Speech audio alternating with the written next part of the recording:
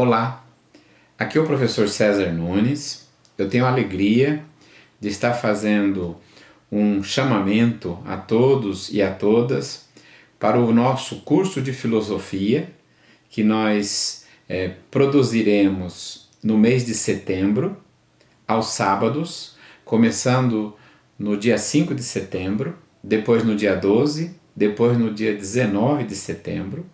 Serão 3 sábados com 2 horas de aulas cada sábado, das 9h30 às 11h30, para preparar, para apresentar o contexto do nascimento da filosofia grega, da democracia grega, da invenção de uma instituição fundamental que é a escola. Eu sou professor da Unicamp e sou também membro fundador do Instituto Nacional de Pesquisa e Promoção dos Direitos Humanos. Esse instituto é o produtor dessa grande realização que é o curso de filosofia, que nós teremos em 2 módulos. Esse módulo teórico reflexivo, que nós apresentaremos aos sábados, como já disse, e uma segunda etapa, o módulo 2, que será uma visita acadêmica à cidade de Atenas, a ocorrer no mês de outubro. Estaremos nos lugares clássicos da filosofia, a Ágora, o lugar da prisão de Sócrates, a escola de Platão, a escola de Aristóteles, o Museu de Atenas, a Acrópole, o Teatro de Dionísios, o Templo de Hefesto, o Teatro de Zeus, o Templo de Adriano, a biblioteca e outras tantas riquezas e singularidades da cidade de Atenas. Hoje, o meu papel aqui é de apresentar o conteúdo da primeira aula, que será colocada no ar para todos no dia 5 de setembro, às 9h30 da manhã. Portanto, você que está me acompanhando, inscreva-se no canal que o Instituto mantém no YouTube. O canal se chama Politeia e você poderá fazer sua inscrição.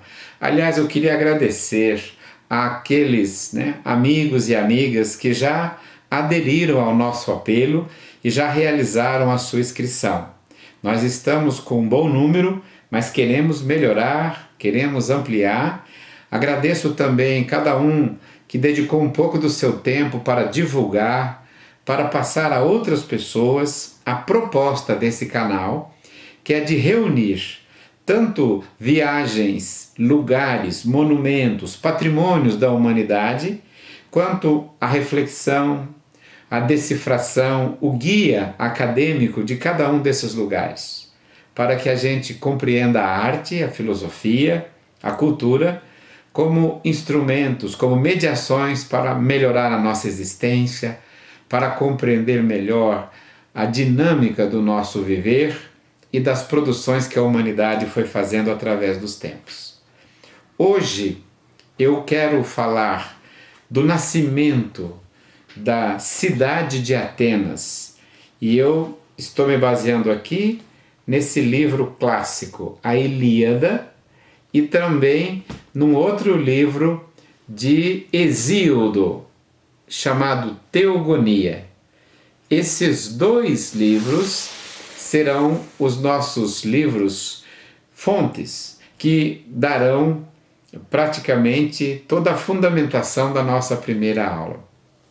Aliás, eu quero lembrar também que já no site do Instituto Nacional de Pesquisa e Promoção dos Direitos Humanos, ali você pode também entrar no site e ali você encontrará o primeiro texto de referência, que é um texto leve, um texto indicativo e descritivo, mas a bibliografia já é mais completa e mais fundamentada para você dominar praticamente todas as informações e orientações que farão parte da nossa primeira aula, do nosso primeiro encontro, 5 de setembro, às 9h30 da manhã, no canal Politeia. Hoje, a minha preocupação é sensibilizar você, é tentar despertar em você o gosto para inscrever-se, participar e acompanhar desse encontro com a filosofia. A cidade de Atenas, hoje, a capital da Grécia moderna, ela gira em torno de 1 milhão de habitantes.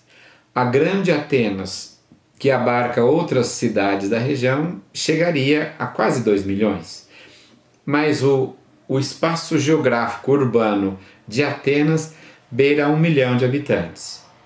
Essa cidade, ainda uma cidade em desenvolvimento, uma cidade com muitas dificuldades, né? Não é uma das grandes megalópolis ricas asiáticas ou europeias, como elas. Essa cidade guarda no seu coração uma das experiências mais importantes da humanidade. O que foi a civilização helênica, a civilização grega, e o que ela significou para o desenvolvimento da civilização através dos tempos. É por isso que o canal Politeia, o Instituto Nacional de Pesquisa e Promoção dos Direitos Humanos, e queria lembrar, o grupo de estudos e pesquisas em filosofia e educação Paideia são os 3 parceiros que integram esse momento de produção desse curso, de produção dessa visita acadêmica a Atenas, que eu espero ser acompanhado por muitos de vocês, todos aqueles que tiverem condições de fazer essa grande viagem, essa grande inserção e a palavra moderna de hoje, imersão, na cultura, na filosofia, na arte grega. As cidades antigas, elas sempre ocupavam algumas características comuns. Tinham que ser próximos de rios, a dependência da água, e geralmente eram buscadas em sítios onde havia alguma facilidade de defesa em função das lutas que as comunidades chamadas primitivas travavam pela sobrevivência material. Então, espaços geograficamente propícios eram quase sempre ocupados ou disputados para ser o núcleo de um agrupamento antropológico, de um grupo, de um clânico. E assim é que há, na região inteira que se chama Ática, que é a região que nós hoje reconhecemos como a Península Grega, nessa região, muitas pequenas cidades, ou até embriões de cidades, chamadas proto-cidades, que reuniam agrupamentos clânicos, né, agrupamentos familiares, eles eram quase sempre feitos próximos a uma pequena elevação natural, uma colina, um monte, de modo que pudesse servir de algum tipo de cuidado, de defesa de outros grupos e até de animais. Essas elevações, elas em alguns lugares deram origem a templos, em outros lugares a sacrifícios religiosos, em outros lugares elas foram ocupadas até como espaço de moradia, geralmente das camadas mais nobres daquele grupo, daquela sociedade. Então, esse monte, que hoje ainda é o monumento da humanidade, ele marca a cidade de Atenas. Hoje é conhecido pelo nome de Acrópole. A palavra Acrópole, ela vem da junção de 2 vocábulos, akros em grego, que é alta, e polis, que é cidade ou habitação. Então, Acrópole, a habitação que fica no alto, na parte de cima. A Acrópole é um monte, né? Digamos, de pedra, um acidente geográfico rochoso, de mais ou menos 150 metros de altura, acima do nível do mar, e que tem uma grande plataforma plana em cima, que era o que atraía tanto os recursos de defesa bélica, militar, quanto depois de ornamentação e, mais, por último, de habitação real. É isso que nós vamos ver na primeira aula.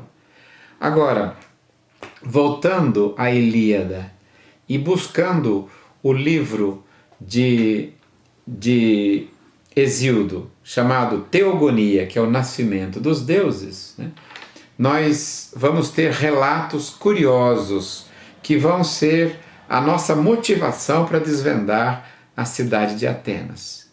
Eu vou lembrar um relato que está na Teogonia e tem fragmentos na Ilíada.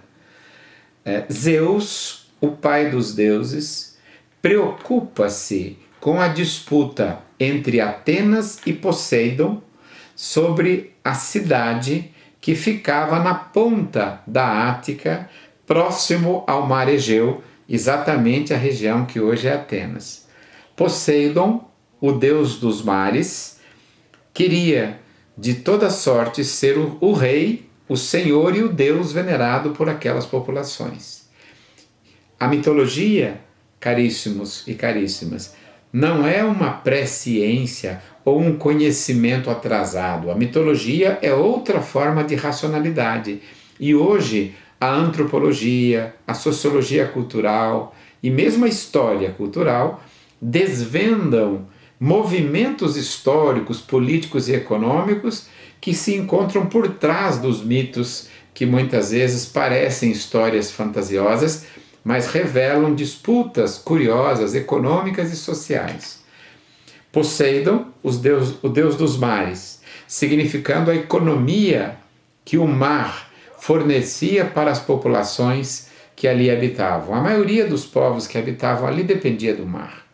Agora, a segunda grande leva de ocupação populacional, que vai coincidir com uma hegemonia de mais de 1000 anos, são de povos vindos do norte da Europa, os chamados arianos, né?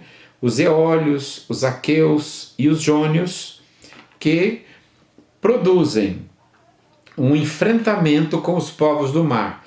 Os povos do mar chamados cretenses ou minoicos, referindo-se à ilha de Creta e ao rei Minos, que representou uma hegemonia também dos povos do mar. Os povos do mar e os povos da terra. Duas civilizações que se chocam para ocupar toda a península da Ática e ocupar as ilhas que formam a grande civilização do mar Egeu, chamada civilização Egeia. Poseidon disputa de maneira rigorosa o nome e a devoção dos habitantes daquela cidade. Ele diz, segundo os relatos de Hesíodo, eu serei o Deus dessa cidade, eu reinarei sobre este monte, a Acrópole, porque eu sou capaz de fazer o que as populações precisam. E ele então pega o seu tridente, bate no chão e dá de presente para a cidade um filete de água que vai até o mar. Só que era água salgada. Os homens aplaudem, né? E os pescadores todos, porque era um canal que levaria ao mar. Mas as mulheres, e aí a gente vê o conflito de gênero desde a primitividade, as mulheres não aceitam e as mulheres pedem a Atena, a deusa filha da cabeça de Zeus, que ela seja a deusa que deveria ser venerada. E a deusa Atena também acolhe o pedido das mulheres e com sua espada ela finca a espada no chão, na pedra, e dela nasce a oliveira. A oliveira é uma planta que produz o óleo, que produz madeira, que produz praticamente todas as necessidades que os gregos tinham. E aí a votação entre os deuses e entre os humanos se dá. As mulheres votam em Atenas, os homens em Poseidon. E as mulheres vencem. Por quê? Porque Zeus, confuso, pede que o rei primeiro, chamado Cécrops, que era metade serpente ou peixe e metade homem, mostrando as duas economias do mar e da terra, que ele decida qual é o nome. E Cécrops, para agradar as mulheres e com medo das populações humanas e não dos deuses, decide também por Atena. Atena, então, passa a ser proclamada como a senhora da Acrópole, padroeira da cidade.